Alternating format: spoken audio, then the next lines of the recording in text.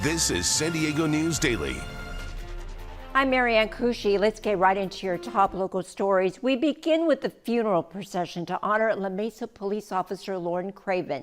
We've been following this story all morning, and Officer Craven was killed in the line of duty last week as she tried to help the people involved in a multi-vehicle accident on the 8 freeway. A procession of law enforcement from all across San Diego County, as well as up and down the state and out of state, as well as other areas, it made its way from Snapdragon Stadium to Skyline Church in Rancho San Diego about a couple of hours ago.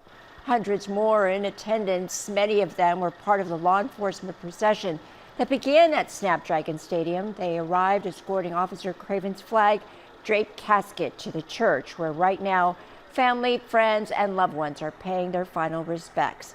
Craven is remembered as having a fierce passion to serve. Those who knew her best say the 25-year-old joined the force so that she could solve crimes and help others on their worst day. That's what she was doing on Monday night during her final act of service. After spotting a multi-car crash along Interstate 8, she pulled over to help and then was hit and killed by a suspected DUI driver.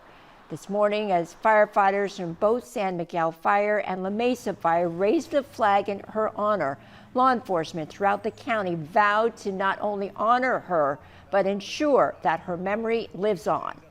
I know La Mesa misses her deeply. Their command staff is feeling this very deeply, and it's something we always want to show up for, we want to support for. So there's officers and units from all over the state that show their support, and I know getting the message out to the country and the world that she was very important to us and to La Mesa is always very important to us.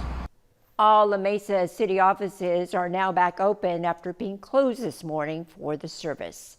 Well, it's been about 3 months now since the city of San Diego teamed up with Caltrans to clean up homeless encampments along our freeways. And this morning, the city gave us a progress report. According to the mayor, since the agreement was signed in July, city crews have been able to clean up 184 encampments, cleaning up 151 tons of trash and debris, all while connecting 43 people to services and shelters and another 37 people to other city services. San Marcos could become the first North County city to ban e-bikes for young kids. The city council will meet tonight to talk about a proposed law that would ban e-bikes for riders under 12 years of age. It would also take effect immediately. If approved, the city says that they're focusing on this issue. That's because since January of last year, e-bikes have been involved in nearly 4 times as many accidents as regular bikes in San Marcos, with riders under 18 being involved in the majority of cases.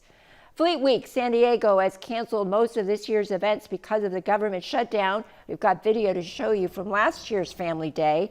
A spokesperson for the San Diego Fleet Week Foundation said that they will not be able to provide the Navy ship, the Coast Guard cutter, and Marine Corps equipment that they usually have for this event. Fleet Week typically runs from November 5th through the 9th. Some of the events will be rescheduled or relocated. We've got details at NBC7.com. Chief Meteorologist Sheena Parveen joining us now with a look at your forecast. Hi there. As we head through the afternoon, it's going to be hotter than yesterday because of our Santa Ana conditions developing today. Heat advisory for the inland valleys and the foothills today and tomorrow.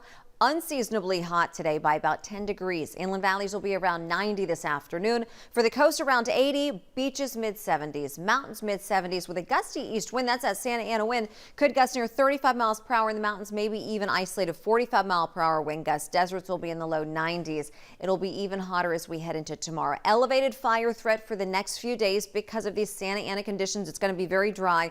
For Wednesday, tomorrow inland, mid-90s. Hottest day of the week.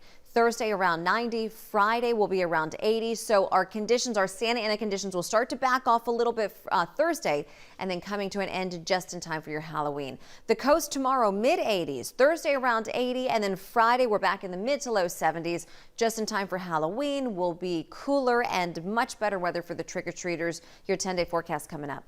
Thanks, Gina. A discovery by scientists at the zoo will tell you about the new species of plant that they came across. That's next. You count on deeper investigations. My mom was sitting next to him trying to get help, and they weren't picking up.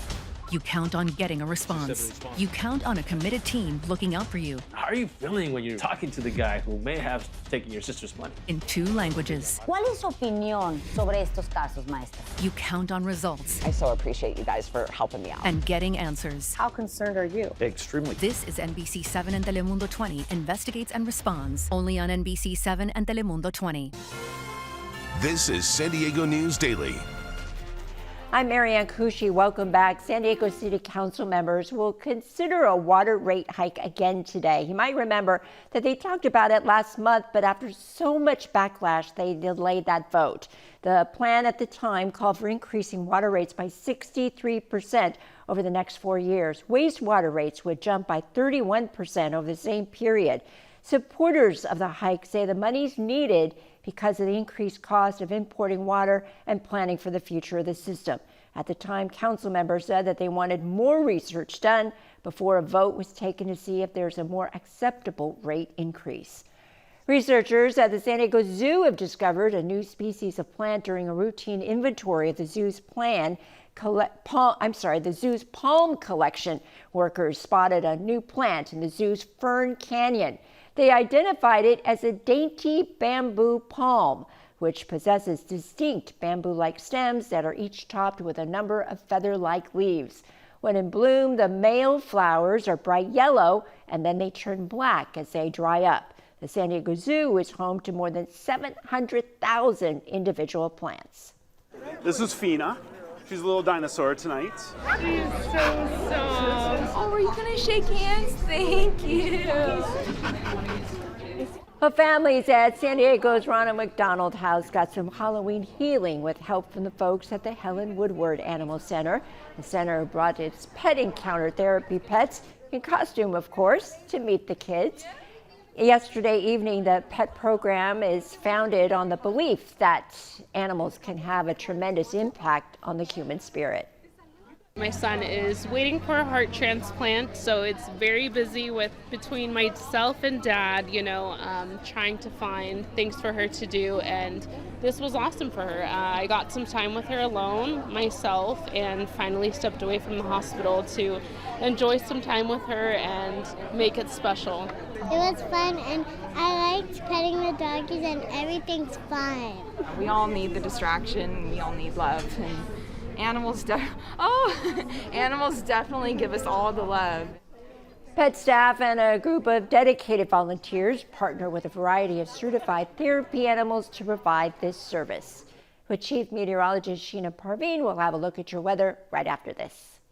NBC 7 and Telemundo 20. Weather coverage you count on. You count on accuracy. The winds are going to be increasing. You count on these experts. Take a look here at our future weather. In 2 languages. Más de 3 pulgadas de precipitación. You count on innovative tech. Look at our first alert Doppler radar From a team you depend on. Dry conditions to round out this week. You count on early warnings. Because we had pretty significant rain. Because you know every second counts. It just kept getting worse and worse. This is First Alert Weather. This is coverage you count on. Only on NBC 7 and Telemundo 20.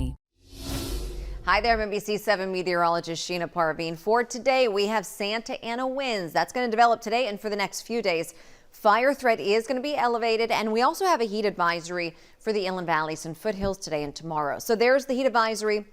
It's mostly for sections inland, even though the entire county is really going to heat up from those offshore winds. The beaches will be warmer, mid-70s. Coastal communities, areas near downtown, around 80 degrees. Chula Vista, 83 today. And then inland valleys will be around 90 with the heat advisory, low 90s in the foothills. Tomorrow's going to be hotter than today, though. So inland valleys tomorrow will be in the mid-90s. For the mountains, mid-70s, but we're actually going to have a pretty gusty east wind today in the mountains. Could gust near 35 to 45 miles per hour. That'll be the case through tomorrow with those Santa Ana conditions. So tomorrow's going to be hotter, mid-80s at the coast, mid-90s inland. Thursday, we're still hot. Friday, finally, those conditions back off. Santa Ana's will come to an end just in time for your Halloween. It'll be cooler and a nicer weekend. More coverage you count on at NBC7.com. Thanks for watching.